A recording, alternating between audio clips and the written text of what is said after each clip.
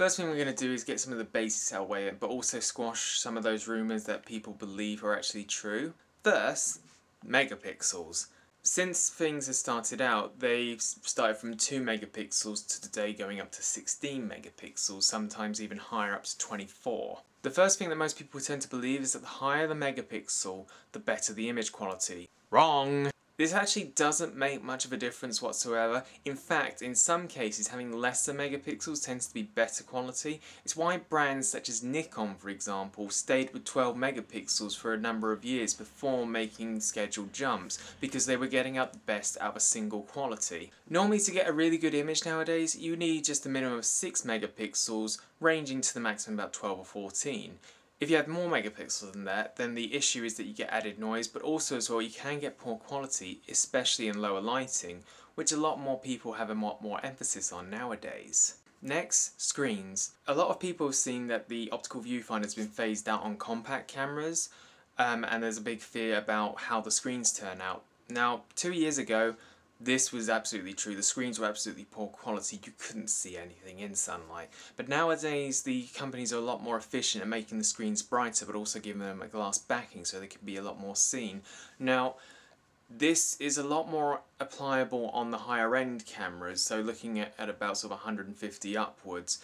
But a lot of the cameras lower end won't tend to have it as well, because effectively you're paying for cheaper, so what you pay for is what you get, a terminology that holds true when it comes to cameras. Image stabilization and intelligence auto. This is one of the features that tends to get updated all the time. The intelligence auto on cameras are a lot more efficient now, that they can practically pick up most scenes. Some of the latest Canon models actually have the opportunity to detect animal faces, not just human faces, so they are getting so much more better than they used to be in the previous times. You can get really good quality just on auto alone. A lot of people ask about image stabilization, but the majority of cameras tend to have image stabilization already built into them.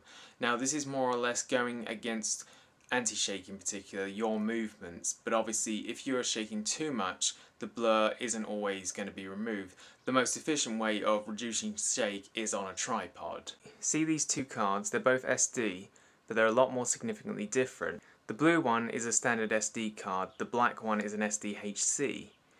You can tell this by the symbols on both the memory cards, which is easy to tell the difference. Cameras that tend to be less than 8 megapixels were probably made before SDHC, so they're not going to be compatible with them. SD is always going to be a safe bet when using them. One thing to note as well with these two memory cards is the classifications. Can you see the C with a 2 in the blue one and a C with a 6 on the other one? These are both classification types. These are the different writing speeds. The main difference in writing speed really plays down to what elements you're using. Normally a class 2 card is standard enough for any camera that does standard definition video and just basic photography. If you're spending about 50 quid on a camera, then this is going to be an ideal memory card. There is a classification in between these, which is class 4. Now this is normally ideal for 720 quality HD, or if you want just a little bit faster movement when it comes to cameras, like in your SLRs or compacts.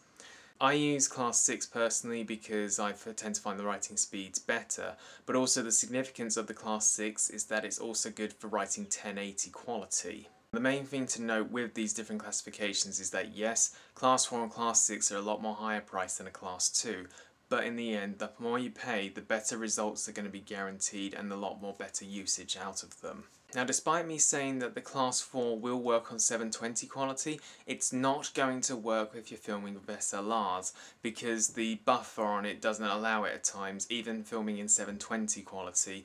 I have seen this on a 550D. Usually the compact cameras will film in standard definition or 720 HD. Some of them nowadays will be doing 1080, where SLRs are nowadays filming in full 1080 quality, but you can reduce the quality down. Me personally, I like filming in 720 quality because it's a lot more flexible and I don't necessarily need it to take up all the memory that's needed.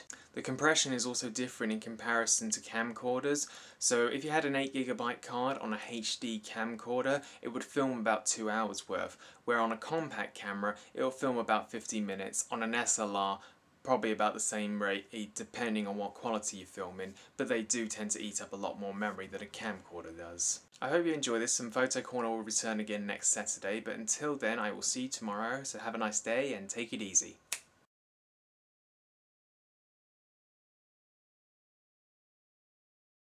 whatever features you're using, such as HD video, fast shutter speeds, and car